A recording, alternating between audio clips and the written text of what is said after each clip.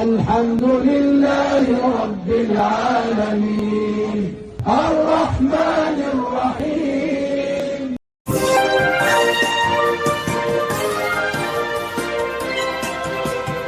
Sweden में कुरान जलाए जाने के मामले में भले ही यूएन में स्वीडन के खिलाफ बिल पास हो गया हो, ओआईसी ने अपनी सख्त प्रतिक्रिया दे दी हो, तालिबानी हुकूमत ने राजनीतिक संबंध बहाल कर दिए हो और जब तक माफी ना मांगी जाए तब तक कुछ भी नॉर्मल होने वाला नहीं है।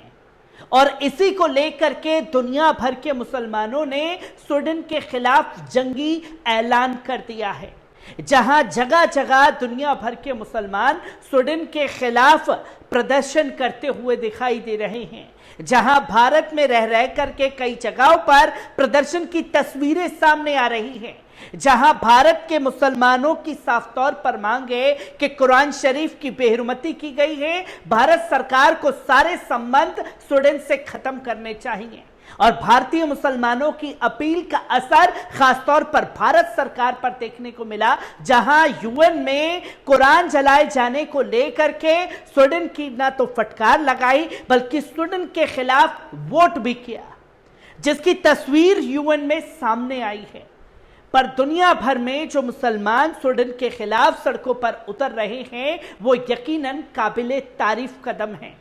जहां स्वीडन में ही स्वीडन के मुसलमान जिस जगह कुरान शरीफ जलाई गई वहां लाखों की तादाद में लोग इकट्ठा हुए, हाथों में कुरान शरीफ लिए, सीने से लगा करके सूरा फातिहा पढ़ी गई है। पहले इस वीडियो पर नजर डालिए। अल्हम्दुलिल्लाहि रब्बिल आलमीन अर्रहमानिर रहीम मालिकि यौमिद्दीन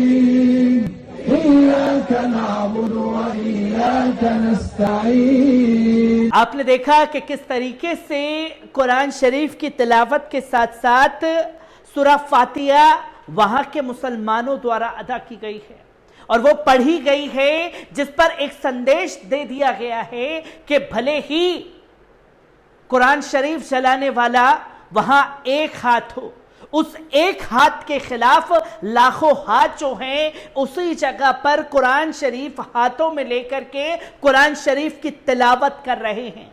ये आईना उन इस्लामोफोबिया फैलाने वाले लोगों को दिखाया गया है और किस तरीके से भारत में जगह जगह विरोध प्रदर्शन हुए हैं। एक बार इस पूरी रिपोर्ट पर नजर डालते हैं। दोस्तों, उत्तर प्रदेश के आगरा में स्वीडन की राजधानी में बकरीद पर मस्जिद के बाहर सरकार की अनुमति से एक व्यक्ति ने पवित्र इस्लामिक ग्रंथ कुरान शरीफ को जलाया था। इसके विरोध में सोमवार को जिला मुख्यालय पर उत्तर प्रदेश मुस्लिम महापंचायत के सरपंच नदीम नूर के नेतृत्व में पुतला फूंककर प्रधानमंत्री के नाम से जिला अधिकारी को ज्ञापन सौंपा गया।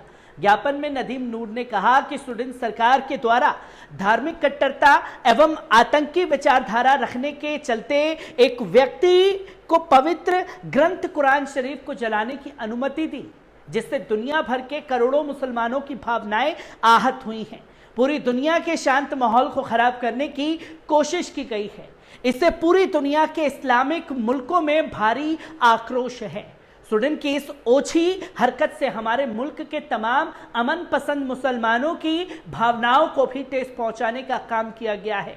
ज्ञापन के माध्यम से हम अपने जज्बातों का इजहार करते हुए प्रधानमंत्री से तुरंत ही स्वीडन से सभी प्रकार के रिश्ते खत्म करने की मांग करते हैं। आपको बता दें कि यही तस्वीर मुस्लिम युवा संगठन की ओर से स्वीडन में हुई कुरान जलाने की घटना के विरोध में प्रधानमंत्री उल्फ क्रिस्टिन का पुतला देहरादून में फूंका गया। शुक्रवार को तहसील चौक पर संगठन के कार्यकर्ता ने जमकर नारेबाजी करते हुए अपना रोष भी जताया।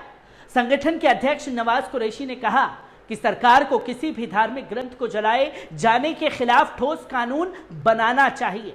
सभी धर्मों और धार्मिक ग्रंथों का सम्मान जरूरी है, आवश्यक करना चाहिए। इस मौके पर बिलाल अहमद, शदाब कुरैशी, अमन कुरैशी, जिशान अली, नाजिम कुरैशी आदि मौजूद रहे। इसी के साथ साथ स्वीडन की राजधानी स्टॉकहोम में मुस्लिमों की पवित्र किताब कुरान जलाने के बाद विवाद बढ़ता ही जा रहा है। दुनिया भर में इस्लामिक देश स्वीडन का विरोध कर रहे हैं। इसी में पाकिस्तान में शुक्रवार को स्वीडन के विरोध में प्रदर्शन हुआ। इस प्रदर्शन में तहरीक ए लब्बैक पाकिस्तान के चीफ साद हुसैन रिजवी भी शामिल हुए। साद रिजवी वही हैं जिसने फ्रांस के खिलाफ प्रदर्शन के दौरान पूरे पाकिस्तान में बवाल मचा दिया था। प्रदर्शन के दौरान साद हुसैन रिजवी ने अपनी मुताबिक मरने मारने वाली बातें ही कही। साद ने कहा कि पाकिस्तान को स्वीडन को धमकी देनी चाहिए कि अगर वे नहीं सुधरा तो उसके खिलाफ ऐलाने जंग किया जाएगा। साद हुसैन ने कहा कि आज हमारे प्रधानमंत्री को नौसेना प्रमुख, सेना प्रमुख, एयरफोर्स चीफ को बुलाना चाहिए। सभी बैठ जाते और स्वीडन के राजदूत को बुलाते और कहते कि हमने ये सारी ताकतें और ये मुल्क पाकिस्तान इस्लाम के नाम पर लिया है, आपने हमारे कुरान की तौहीन की है, इसलिए आपसे ऐलाने जंग करते हैं। प्रदर्शन की जगह अगर पाकिस्तानी सरकार ऐसा कुछ करती तो एक ही मिनट में चीजें सुधर जाती। इस तरह के एक्शन से पूरी दुनिया में कुरान की तौहीन रुक जाती। पाकिस्तान के प्रधानमंत्री शहबाज शरीफ के आह्वान पर पूरे देश में शुक्रवार को प्रदर्शन हुए। कुरान पवित्रता दिवस मनाने के लिए ये रैलियां आयोजित की गई। जुमा की नमाज के बाद कराची में सबसे बड़ी रैली देखने को मिली। लाहौर में भी बड़ी संख्या में लोगों ने प्रदर्शन किया। इस्लामाबाद में प्रदर्शन में वकील भी शामिल हुए जिन्होंने हाथों में कुरान की पंक्तियां ले रखी थी। सुप्रीम कोर्ट के सामने प्रदर्शन करते हुए ये लोग स्वीडन के साथ राजनयिक संबंधों को खत्म करने की मांग कर रहे थे। स्वीडन के न्याय मंत्री गुन्नार स्ट्रोमर के मुताबिक इस बात की जांच हो रही है कि क्या कुरान या अन्य धर्मों से जुड़ी पुस्तकों के अपमान पर प्रतिबंध लगाया जा सकता है। इराक से स्वीडन आए एक व्यक्ति ने ईद उल अजहा के मौके पर स्टॉकहोम की मस्जिद के बाहर पवित्र कुरान के पन्ने जलाए, उसे पैर से रौंधा और फिर उसे आग लगा दी। आक्रोश फैल गया। घटना को लेकर स्वीडिश सुरक्षा सेवाओं ने कहा कि इस तरह की कार्रवाई से देश कम सुरक्षित हुआ है। स्वीडन की अदालत ने ऐसे ही एक अन्य मामले को अभिव्यक्ति की आजादी करार दे दिया।